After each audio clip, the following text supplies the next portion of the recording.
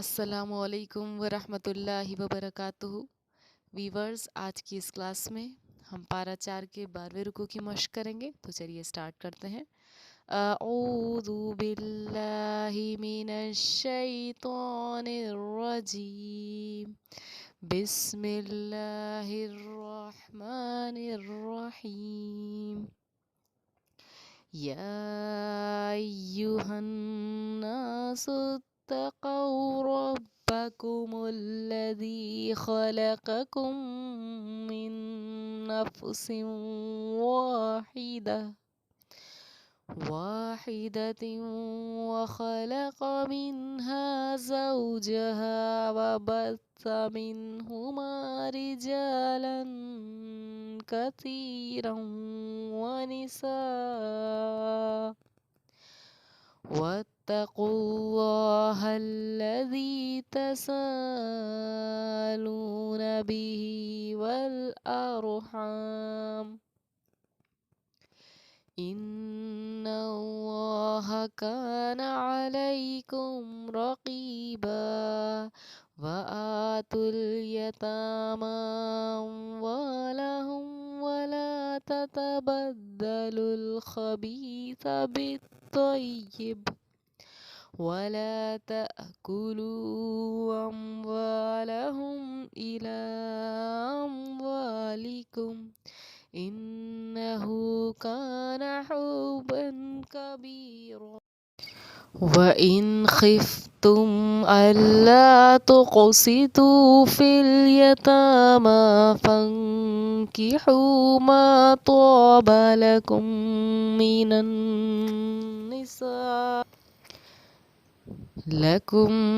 من النساء مثنى وثلاث ورباع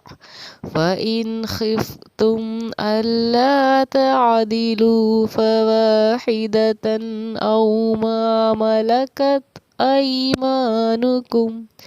ذلك أدنى ألا تعولوا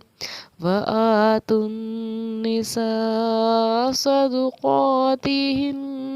نحلة فإن تبن لكم عن شيء منه نفسا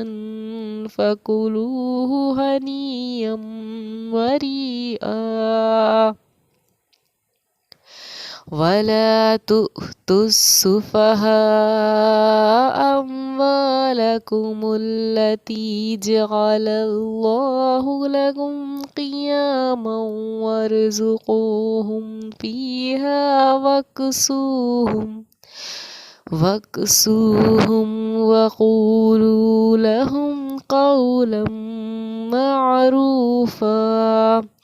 وابتلوا اليتامى حتى إذا بلغوا النكاح فإن آنستم منهم رشدا فادفعوا إليهم أموالهم ولا تأكلوها إسرافا وبدارا أن يكبروا ومن كان غنيا فليستعفف ومن كان فقيرا فليأكل بالمعروف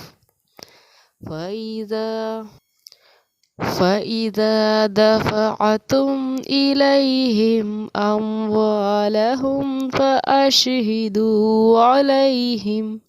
وكفى بالله حسيبا للرجال نصيب مما ترك الوالدان والأقربون وللنساء نصيب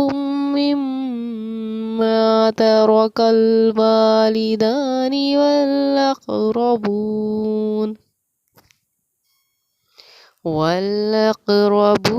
مما قل منه أو كثر نصيبا مفروضا وَإِذَا حَضَرَ الْقِسْمَةَ أُولُو الْقُرْبَى وَالْيَتَامَى وَالْمَسَاكِينُ فَارْزُقُوهُم مِّنْهُ وَقُولُوا لَهُمْ قَوْلًا مَّعْرُوفًا وَلْيَخْشَ الَّذِينَ لَوْ تَرَكُوا مِنْ خَلْفِهِمْ ذُرِّيَّةً ضِعَافًا خَافُوا عَلَيْهِمْ فَلْيَتَّقُوا اللَّهَ وَلْيَقُولُوا قَوْلًا سَدِيدًا إِنَّ الَّذِينَ يَأْكُلُونَ أَمْوَالَ الْيَتَامَى ظُلْمًا إِنَّمَا يَأْكُلُونَ فِي بُطُونِهِمْ نَارًا وَسَيَصْلَوْنَ سَعِيرًا۔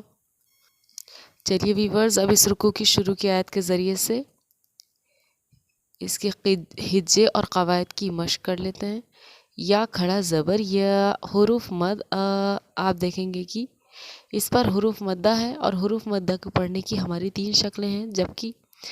حروف مدہ کے بعد حمزہ اسی کلمے میں ہو، یا پھر حروف مدہ کے بعد حمزہ دوسرے کلمے میں ہو،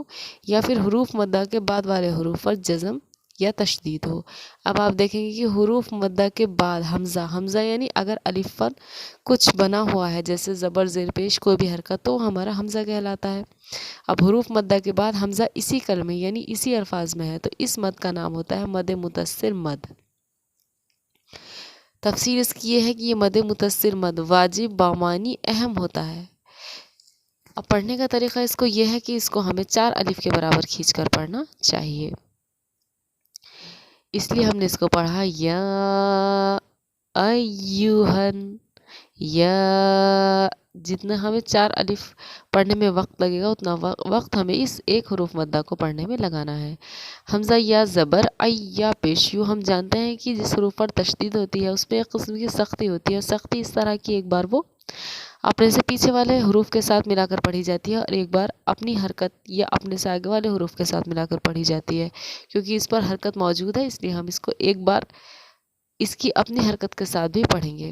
حمزہ یا زبر یا پیش یو یا ایو، ہا نون زبر ہن یا ایوہن، نون الف زبر نا، سین تا پیش سut یا ایوہن سut۔ اب آپ نے دیکھا کہ یہاں پر میں نے غنہ کیا، ہن، ناک میں تھوڑی دیر آواز کو چھپانا ہمارا غنہ کہلاتا ہے، اور نون یا میم پر تشدید ہو تو غنہ ہوتا ہے۔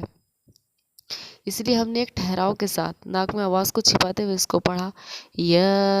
ایوہن الناس اتقوا، قاف واپش قو، واو حروف مدہ ہے اس لیے کہ واو ساکن سے پہلے پیش ہے۔ حروف مدہ کو پڑھنے کا طریقہ یہ ہے کہ اس کو تھوڑا کھینچ کر پڑھنا چاہیے۔ رو با زبر رب، با زبر با، رب، کاف پیش کو، ربکو، میم لام پیش مل، ربکم، لام زبر لا، ربکم اللہ، دال یاد دی، ربکم الذی، جس طرح واو ساکن سے پہلے پیش ہونے پر واو ساکن حروف مدہ کہلاتی ہے، اسی طرح یا ساکن سے پہلے زیر ہونے پر یا حروف مدہ کہلاتی ہے۔ جس طرح اس حروف مدہ کو ہم نے تھوڑا کھینچ کر پڑھا ہے، اسی طرح ہم اس کو بھی تھوڑا کھینچ کر پڑھیں گے۔ خا زبر خا، لام زبر لا، قاف زبر قا، دونوں پر ہی زبر کی، تینوں پر ہی زبر کی حرکت کیونکہ کام کر رہی ہے، اس لیے ہم اس کو تھوڑا بھی نہ کھینچیں، کیونکہ حرکت کو پڑھنے کی تفصیل یہی ہے کہ حرکت کو جلدی پڑھیں، تھوڑا بھی نہ کھینچیں۔ خلق، ایک ہی مقدار میں ہم نے اس کو کھینچا، خلق، کاف میم پیش کم، خلقکم۔ اب آپ دیکھیں گے کہ ویورز میم ساکن کے بعد کاف میم پیش کم، اور میم ساکن کے بعد جب میم آتا ہے تو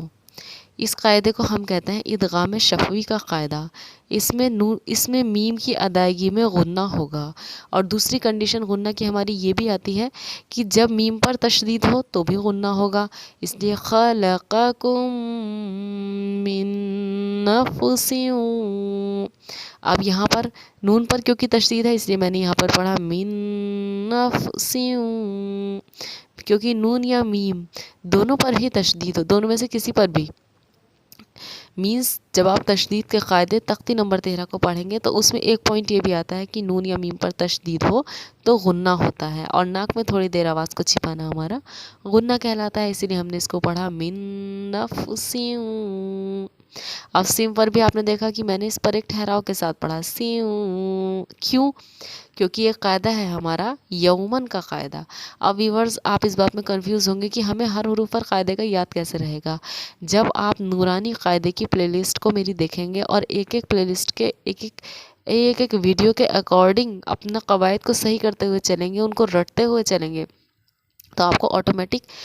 رواں پڑھتے ٹائم سمجھ میں آ جائے گا کہ کہاں پر کون سا قاعدہ پایا جا رہا ہے۔ جتنی آپ پریکٹس کریں گے، جتنی آپ مشق کریں گے، اتنی ہی بہترین طریقے سے آپ قواعد پر، اتنی ہی بہترین طریقے سے آپ کی پکڑ مضبوط ہوگی کہ کہاں پر کون سا قاعدہ ہمارا پایا جا رہا ہے۔ تو تنوین یا نون ساکن کے بعد والے حروف پر، بعد والا حروف اگر یا واو میم نون ہو تو یا واو میم نون کا مجموعہ کیا کہلایا؟ یومن۔ یا واو میم نون مل کر بنتا ہے یومن۔ اگر ان حروفوں میں سے کوئی بھی حروف تنوین یا نون ساکن کے بعد والے جو ہمارا کلمہ ہے اس کا پہلا حروف ہو، جیسے کہ یہاں تنوین کے بعد واو آ رہا ہے، تو اس کو پڑھنے میں ہمارا غنہ بھی ہوگا اور اخفا بھی ہوگا، اور یہ قاعدہ ہمارا یومن کا قاعدہ کہلاتا ہے۔ اسی لیے ہم نے اس کو پڑھا نفسیوں، واو الف زبر و، ح زیر حی، دال زبر دا، واحدہ، تا واو دو زیر تیوں، جو قاعدہ یہاں سیوں پر پایا گیا تھا وہی یہاں تیوں پر پایا جائے گا، یعنی کہ ہمارا ادغام ناقص کا قاعدہ، یومن کا قاعدہ یہاں پایا جائے گا۔ خلق منہا، یہاں پر کیونکہ تینوں پر حرکت ہے تو ہم نے اس کو ایک ہی مقدار میں کھینچ کر پڑھا۔ خلق منہا زوجہا، زا واو زبر زو، واو کو زو ہم نے اس لیے پڑھا واو کے ساتھ کیونکہ واو حروف لین ہے، جب واو ساکن سے پہلے زبر ہو تو یہ حرف لین بن جاتا ہے، اور حرف لین کو پڑھنے کا طریقہ یہ ہے کہ اس کو نرم آواز کے ساتھ جلدی ادا کریں۔ واو زبر وا، با سا زبر بس، و بس سا زبر سا، و بس سا، میم نون زر مین، ہا پیش ہو، مین ہو، میم الف زبر ما، مین ہو ما، را زر ری، جیم الف زبر جا، ری جا، لام دو زبر لن، رجالن۔ اب تنوین کے بعد آ رہا ہے ہمارا حروف اخفا۔ آپ جب آپ اخفا والا قاعدہ یاد کریں گے ہمارے نورانی قاعدے کی پلے لسٹ میں تو آپ سمجھ جائیں گے کہ تنوین یا نون کے ساکن کے بعد حروف اخفا میں سے اگر کوئی حروف آئے تو وہاں پر ہمیں ایک ٹھہراؤ کے ساتھ پڑھنا ہوتا ہے، جیسے میں نے پڑھا رجالن، کاف زبر کا، سا ید سی، کثیرا، واو دو زبر رو، جو قاعدہ یہاں تیوں اور سیوں اور تیم پر پایا گیا وہی یہاں روں پر پایا جائے گا، کیونکہ یہاں بھی تنوین کے بعد یومن میں سے واو آ رہا ہے، اور جس طرح دو زیر تنوین ہوتا ہے اس طرح دو زبر اور دو پیش بھی ہمارا تنوین ہوتا ہے۔ کل ملا کر دو زیر، دو زبر اور دو پیش کو ہم تنوین کہتے ہیں۔ کثیرا، واو زبر وا، نون زیر نی سین، الف زبر سا، حروف مد آ، نیسا، حمزہ دو زبر ان، نیسان۔ لیکن کیونکہ یہاں جیم کی ہماری علامت ہے اس کو ہم وقف جائز کی علامت کہتے ہیں، اور جب ہمیں وقف کرنا ہوتا ہے دو زبر پر تو قاعدے کا طریقہ یہ ہے، میری نورانی قاعدے کی تختی نمبر 17 پلے لسٹ میں آپ دیکھ سکتے ہیں کہ اس میں دو زبر پر جب ہمیں وقف کرنا ہوتا ہے تو ایک زبر کے ساتھ الف پڑھا جاتا ہے، یہ ہے دو زبر پر وقف کرنے کا طریقہ، اس لیے ہم نے اس کو پڑھا وَنِسَاءَ۔